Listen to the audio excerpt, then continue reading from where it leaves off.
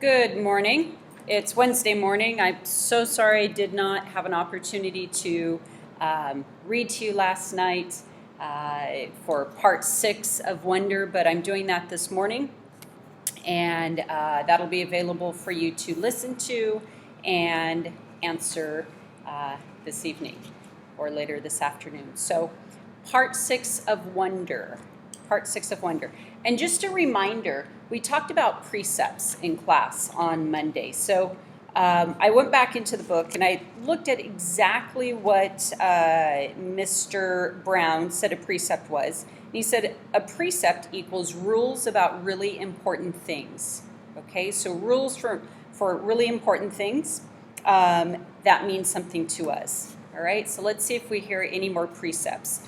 And he said that his precept, the precept for September that he talked about, I don't know if anybody remembers this, but his precept was, when given the choice between being right or being kind, choose kind.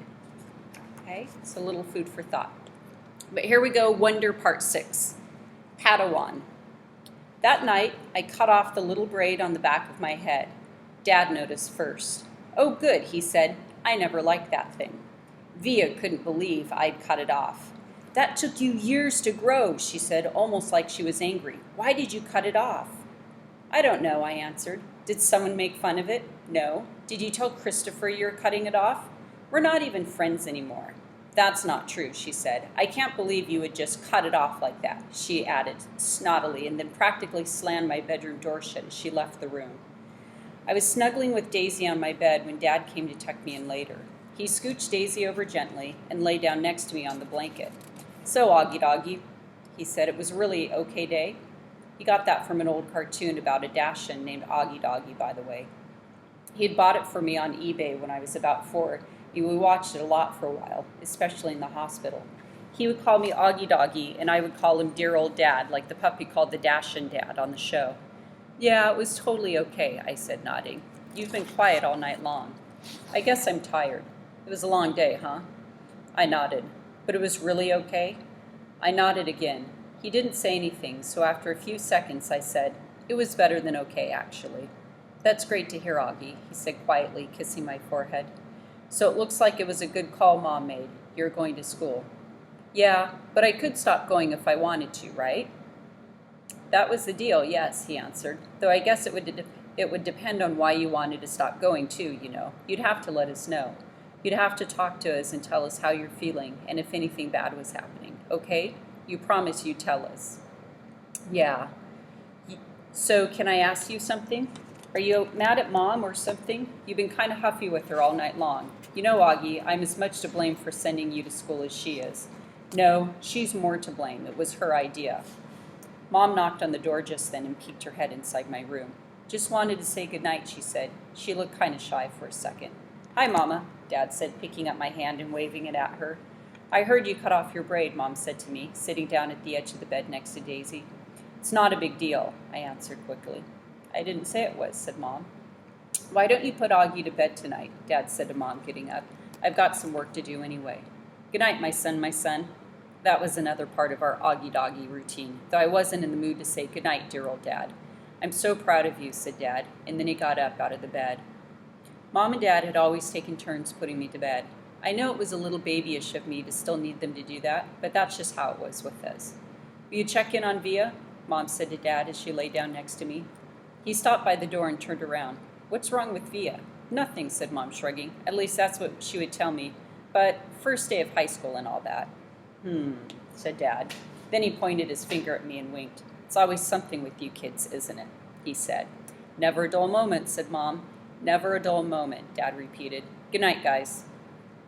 As soon as he closed the door, Mom pulled out the book she'd been reading to me for the last couple of weeks.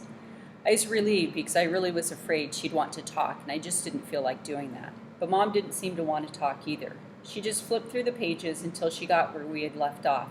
We were about halfway through The Hobbit.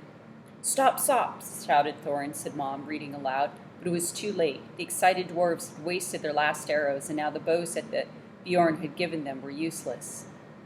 They were a gloomy party that night. The gloom gathered still deeper on them in the following days. They'd crossed the enchanted stream, but beyond it the path seemed to straggle on just as before, and in the forest they could see no change. I'm not sure why, but all of a sudden I started to cry. Mom put the book down and wrapped her arms around me. She didn't seem surprised that I was crying. "It's okay," she whispered in my ear. "It'll be okay." "I'm sorry," I said between sniffles.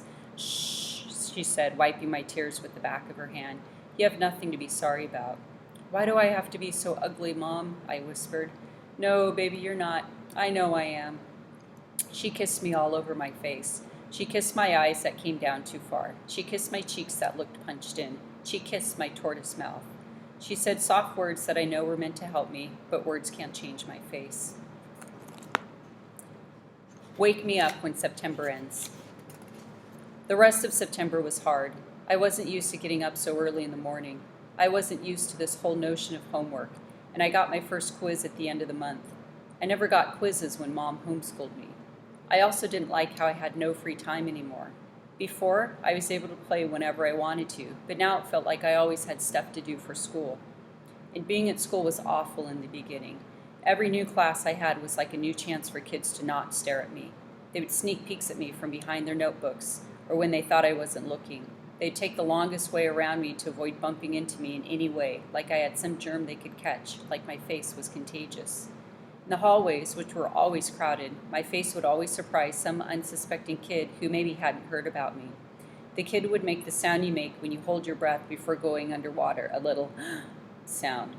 This happened maybe 4 or 5 times a day for the first few weeks, on the stairs, in front of the lockers, in the library. 500 kids in a school. Eventually, every one of them was going to see my face at some time. And I knew after the first couple of days that word had gotten around about me, because every once in a while I'd catch a kid elbowing his friend as they passed me, or talking behind their hands as I walked by them. I can only imagine what they're saying about me. Actually, I prefer not to try to even imagine it. I'm not saying they're doing any of these things in a mean way, by the way. Not once did any kid laugh or make noises or do anything like that. They were just being normal, dumb kids. I know that. I kind of wanted to tell them that. Like, it's okay, I know I'm weird looking. Take a look. I don't bite. Hey, the truth is, if a Wookiee started going to the school all of a sudden, I'd be curious. I'd probably stare a bit. And if I was walking with Jack or Summer, I'd probably whisper to them, "Hey, there's that Wookiee." And if the Wookiee caught me saying that, he'd know I wasn't trying to be mean. I was just pointing out the fact that he's a Wookiee. It took about 1 week for the kids in my class to get used to my face. These were the kids I'd see every day in all my classes. It took about 2 weeks for the rest of the kids in my grade to get used to my face. They're the kids I'd see in the cafeteria, yard time, PE, music, library, computer class. It took about a month for the rest of the kids in the entire school to get used to it. These were the kids in all the other grades. They were big kids, some of them. Some of them had crazy haircuts. Some of them had earrings in their noses. Some of them had pimples. None of them looked like me. Jack Will. I hung out with Jack in homeroom, English, history, computer, music, and science, which were all the classes we had together.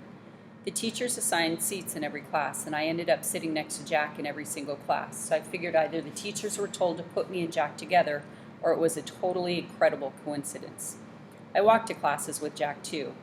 I know he noticed kids staring at me, but he pretended not to notice. One time, though, on our way to history, this huge 8th grader who was zooming down the stairs 2 steps at a time accidentally bumped into us at the bottom of the stairs and knocked me down.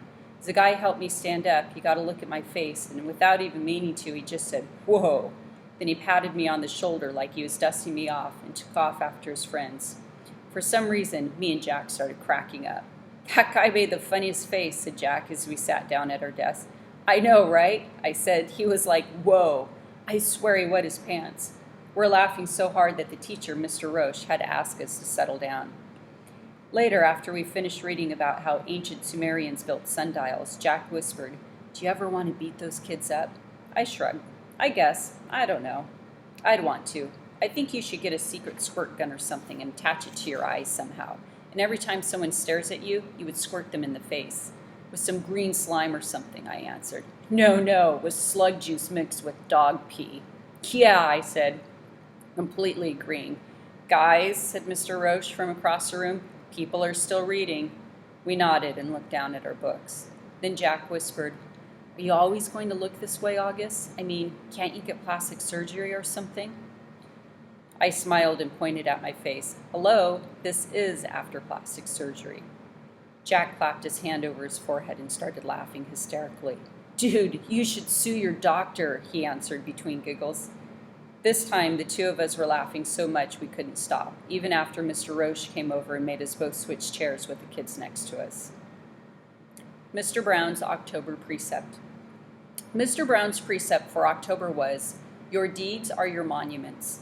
He told us that this was written on the tombstone of some Egyptian guy that died thousands of years ago. Since we were just about to start studying ancient Egypt and history, Mr. Brown thought this was a good choice for a precept. Our homework assignment was to write a paragraph about what we thought the precept meant or how we felt about it. This is what I wrote. This precept means that we should be remembered for the things we do. The things we do are the most important things of all. They are more important than what we say or what we look like. The things we do outlast our mortality. The things we do are like monuments that people build to honor heroes after they've died. They're like the pyramids that the Egyptians built to honor the pharaohs. Only instead of being made out of stone, they're made out of memories people have of you. That's why your deeds are like your monuments, built with memories instead of stone. All right. I think that's a really good place to stop. And I'm going to post your question online, so you can look for that. And I hope you enjoyed that section. Thought it was quite interesting, and I will see you soon. Bye.